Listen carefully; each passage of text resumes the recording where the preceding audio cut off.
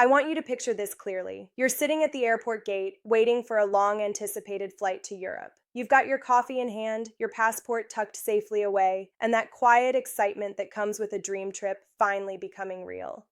A well-dressed couple sits down beside you. They smile warmly and strike up a conversation. "Where are you heading today?"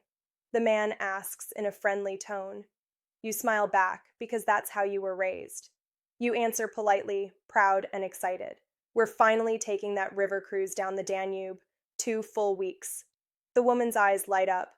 "That sounds wonderful. Is it just the two of you?" You nod. "Yes, just us. The house will be so quiet without us." You think you've just shared a pleasant moment with fellow travelers. I'm here to tell you something unsettling. You may have just handed the keys to your life to a pair of professional criminals. In my 15 years as a flight attendant, this is what worries me most about passengers in your age group. You are targets, not because you're careless, but because you're polite. You come from a time when friendly conversation with a stranger was harmless. Today, the airport is not a safe bubble. It is a high-traffic hunting ground for identity thieves, burglars, and con artists who specialize in social engineering. They don't need computers or hacking tools. They just need you to talk. They collect small details that feel meaningless to you, but are incredibly valuable to them. How long you'll be gone, where you live, whether you're traveling alone. The damage can be devastating. People come home from dream trips to houses that have been professionally emptied because they unknowingly shared their schedule. Others discover their identities or retirement accounts have been compromised before their plane even lands. This is why we need to have a hard conversation today. You need to stop being automatically nice and start being intentionally secure. For those of you who are new here, welcome. I'm Mila. I've spent more than a decade and a half in a flight attendant uniform, flying millions of miles. I see the start of your journey at the gate and the end of it at baggage claim. I created this space because I watched too many wonderful older travelers become victims of an environment they didn't realize had changed. Think of this as a private briefing from someone on the inside. In today's airport, privacy is not rudeness, it is safety. And it starts with understanding what information you must never share, beginning with the most dangerous mistake of all. And that most dangerous mistake is hiding in plain sight, right in your hand. You think your boarding pass is nothing more than a piece of paper with your name and seat number on it, something harmless you show at the gate and then forget about. But that small rectangle carries far more information than you realize. That square barcode or QR code printed on it is not just for the scanner. It contains your passenger name record, known in the industry as your PNR. This is not public knowledge, and airlines certainly don't advertise it. But your PNR is the master key to your entire trip. If a criminal gets a clear photo of that barcode, even for a second, they can scan it using a free app on their phone. In moments, they may gain access to your full itinerary, including your return flights, your frequent flyer number, the phone number, and email tied to your booking, and sometimes even partial payment details. This can happen because you set the boarding pass down on a cafe table, or because you proudly posted a photo online showing your drink and that little slip of paper.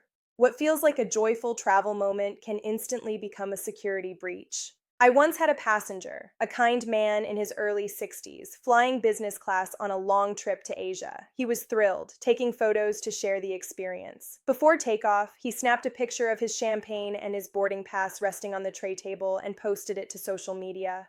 14 hours later, when we landed, his entire return itinerary had been canceled. Someone had seen the photo, scanned the barcode, logged into the airline system, canceled his flights, and transferred tens of thousands of his frequent flyer miles. He spent the first days of his vacation panicked, stuck on hold with fraud departments instead of enjoying the trip he had planned for years. All of that damage came from one photo. This is why you should never post a picture of your boarding pass, ever. And when the flight is over, do not simply toss it in a hotel trash can. A determined thief will dig it out. You need to destroy the data. Tear the boarding pass into multiple pieces and make sure you rip straight through the barcode so it can never be scanned again. Treat it the same way you would treat a voided check or a credit card receipt. The next danger is sitting right on your suitcase, and it exists because you were taught to be responsible. I'm talking about traditional luggage tags with your full name, full home address, and home phone number written neatly for anyone to see. Years ago, this was considered smart. Today, it is an open invitation. When you are at an airport, you are clearly not at home. Criminals know this. Many work in teams, with spotters near check-in counters or baggage claim.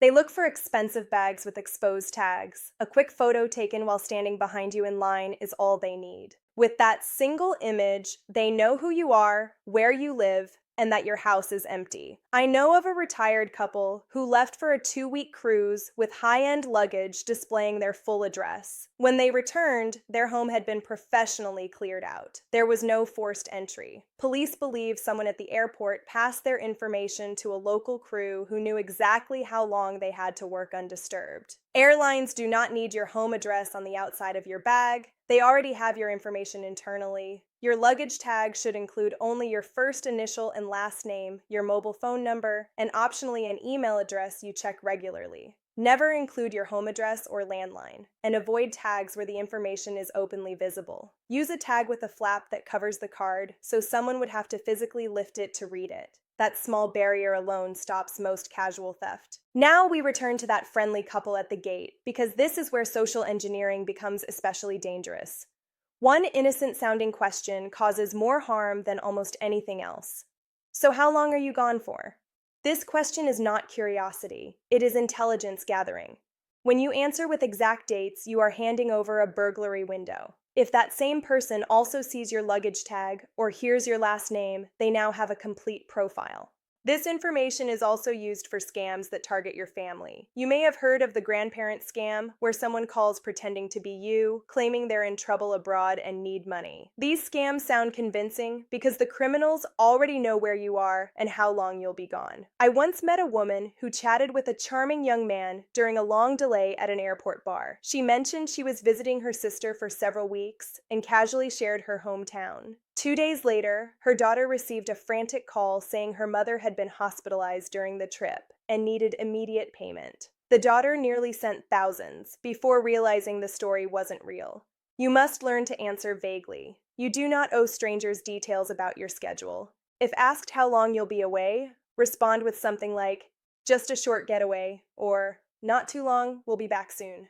Never give dates. Never imply your home is unoccupied. Now we need to talk about something even harder for many people, especially those traveling alone. You must stop telling strangers that you are traveling solo. I understand why you do it. Sometimes it's loneliness, sometimes it's a hope that people will look out for you. But to a predator, saying you're alone is like lighting a flare. It signals vulnerability. It tells them no one is immediately expecting you. No one will notice right away if something goes wrong. The danger often begins after landing. Arrival halls are full of illegal taxi operators and scam artists listening to conversations. If they hear you say you're alone and unfamiliar with the destination, you become a target. I remember a woman in her 70s traveling alone to meet a cruise. She openly told people she was nervous and unsure how to get to the port. After landing, a well-dressed man approached her, saying he overheard her and wanted to help. He was not an official taxi driver. He took her to an ATM, demanded hundreds of dollars, and threatened to abandon her if she refused. She paid out of fear. The trip started with trauma. Even if you are alone, never project it.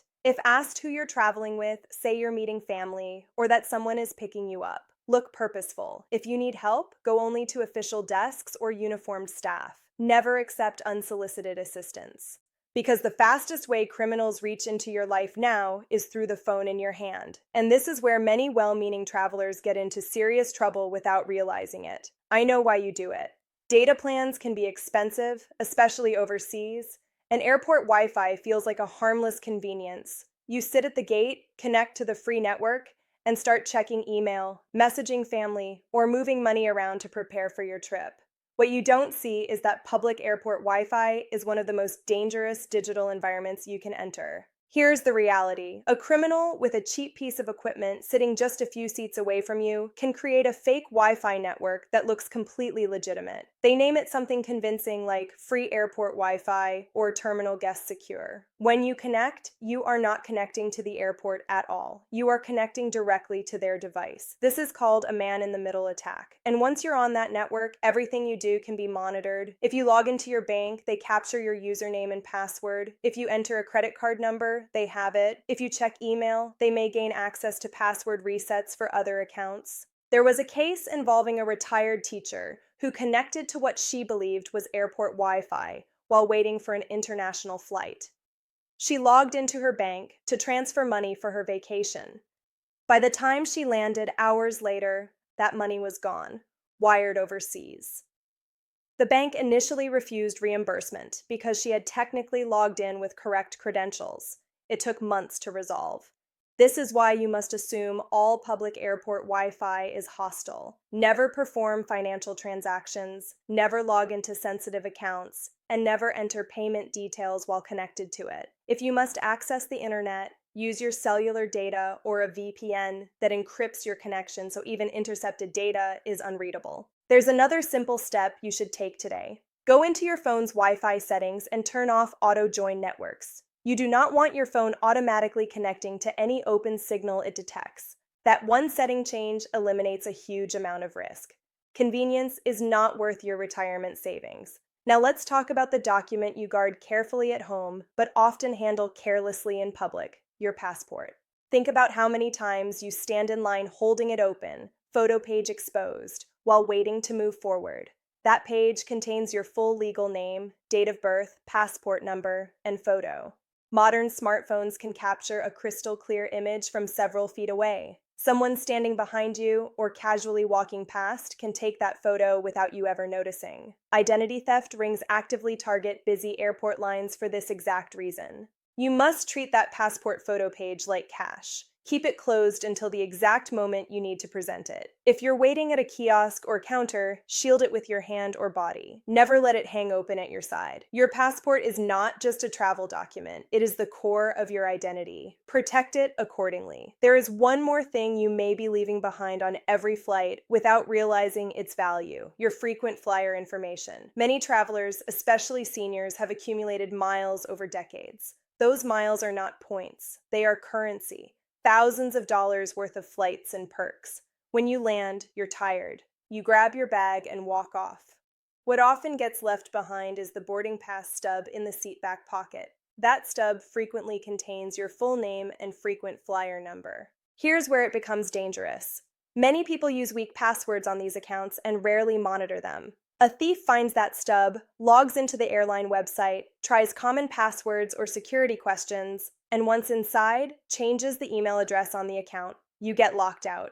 Then the miles are drained. I know of a man who had accumulated hundreds of thousands of miles over his lifetime. One day he logged in to book an anniversary trip and found his account compromised. His miles were gone, redeemed for flights booked in strangers' names. It took nearly a year to resolve, and many miles were never recovered. You must treat your frequent flyer account like a bank account. Always check the seat back pocket before deplaning. Destroy boarding pass stubs when you're done with them. Log into your airline accounts today, change your passwords to something strong and unique, and enable two-factor authentication if it's available. I want to pause here and ask you something directly. What is written on the luggage tag attached to the suitcase in your closet right now? Is your home address on it? Is your landline number printed clearly for anyone to see? If it is, I want you to acknowledge that and commit to changing it. This isn't about fear, it's about awareness. I know that much of what I've told you goes against how you were raised. You were taught to trust, to be friendly, to share, and to believe that kindness would be returned. Those values are good. Do not lose them. But you must understand that the environment has changed. The airport is not your neighborhood. It is a crossroads of the world, and not everyone there has good intentions. Being private is not being rude. It is being responsible. When you decline to share your travel dates, you are not being unfriendly. You are protecting your home. When you refuse to connect to public Wi-Fi for banking, you are not being paranoid. You are protecting the life you worked hard to build. When you shield your passport and keep your health details private, you are not being secretive. You are being smart. Predators rely on politeness. They rely on your desire not to make a scene or appear rude. Do not give them that advantage. You have earned the right to travel with peace of mind. You deserve to enjoy your adventures without fear following you through the terminal. So here is my final directive to you. From the moment you leave your home to the moment you return and lock the door behind you, treat your personal information with the same care you give your passport. Keep it close, keep it covered. Share it only when absolutely necessary and only with official personnel. I'm Mila, your guardian in the skies. Travel curious, travel confident, and never give away the keys to your life for the sake of a polite conversation.